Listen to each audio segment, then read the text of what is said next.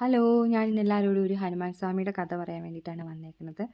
ഹനുമാൻ സ്വാമിക്ക് എന്തുകൊണ്ടാണ് വെറ്റിലമാല ഇത്ര ഇഷ്ടമായതെന്നുള്ളതാണ് കേട്ടോ. അപ്പോൾ ഹനുമാൻ സ്വാമി നമ്മുടെ സീതാദേവിനെ കാണാൻ വേണ്ടിയിട്ട് ശ്രീരാമസ്വാമിയുടെ അനുവാദത്തോട് കൂടിയിട്ട് ലങ്കയിലേക്ക് പോയ കാര്യം എല്ലാവർക്കും അറിയായിരിക്കും അല്ലേ? അപ്പോഴാണ് ഞാൻ അതിൻ്റെ ഒരു കഥയൊക്കെ പറഞ്ഞിട്ടുണ്ട് കേട്ടോ. അപ്പോൾ ശ്രീരാമസ്വാമി കയ്യിൽ കൊടുത്തു വിട്ടത് ഒരു മുദ്രമോതിരമായിരുന്നു. അത് സീതാദേവിക്ക് കൊടുത്തപ്പോൾ ശ്രീദേവിയുടെ ചൂടാമണി ഹനുമാൻ സ്വാമിക്കും കൊടുത്തു. ഈ മുദ്രമോതിരം കൊടുത്തപ്പോൾ മാത്രമാണ് ഹനുമാൻ സ്വാമി ഇതൊരു ചാരനല്ല, ശ്രീരാമസ്വാമിയുടെ ആളാണെന്ന് മനസ്സിലായത് കേട്ടോ. അല്ലെങ്കിൽ മായാവികളാണല്ലോ ലങ്കയിൽ മുഴുവൻ. അപ്പോൾ അവർക്കിങ്ങനെ വേഷം മാറി വരികയൊക്കെ ചെയ്യാം. ശ്രീരാമസ്വാമിയുടെ തന്നെ വേഷം മാറി വരാൻ പറ്റും. അപ്പം സീതാദേവി അതിലൊന്നും വിശ്വസിക്കുന്നുണ്ടായിരുന്നില്ല. അപ്പോൾ ഈ സന്തോഷത്തിൽ അപ്പോൾ ഹനുമാൻ സ്വാമി പറയും, ഞാൻ വേണമെങ്കിൽ കൊണ്ടുപോകാം ദേവീനെ എന്ന് പറയും. പക്ഷേ അതിനൊരു ഒരു പ്രൗഢി ഇല്ലല്ലോ.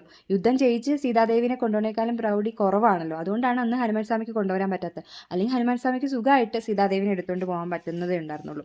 അത് കഴിഞ്ഞിട്ട് സീതാദേവിക്കാണെങ്കിൽ ഹനുമാൻ സ്വാമിനെ കണ്ട സന്തോഷത്തിൽ അക്ഷതം കൊടുക്കണം എന്നൊക്കെ ഉണ്ടായിരുന്നു. പക്ഷേ അക്ഷതം ഒന്നും അവിടെ ഇല്ല. സീതാദേവി ആകെ ഒരു പുൽക്കൊടിയുടെ തണലിൽ ഇരിക്കുന്ന പോലെ ഇരിക്കുകയാണ്. അപ്പോഴത്തേക്കും അവിടെ കണ്ടത് ഒരു വെറ്റില മരമായിരുന്നു.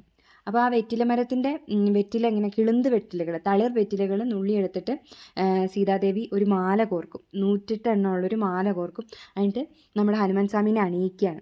അതോടുകൂടിയാണ് ഈ വെറ്റിലമാല ഹനുമാൻ സ്വാമിക്ക് ഇത്ര ഭയങ്കര പ്രിയമായത്. നമ്മൾ ഈ 108 വെറ്റില കൊണ്ട്, അത് നല്ല വെറ്റില നോക്കി എടുക്കണം കേട്ടോ, അല്ലാതെ ഇങ്ങനെ പുഴുക്കുത്തൊന്നുമുള്ള വെറ്റില നോക്കി എടുക്കരുത്. 108 വെറ്റില കൊണ്ട് മാല കോർത്ത് ഹനുമാൻ സ്വാമിക്ക് ഇട്ടിട്ടുണ്ടെങ്കിൽ നമുക്ക് നമ്മുടെ ആഗ്രഹങ്ങൾ സാധിക്കും എന്നാണ് പറയുന്നത്. കാര്യസിദ്ധിയാണ് പറയുന്നത് കേട്ടോ.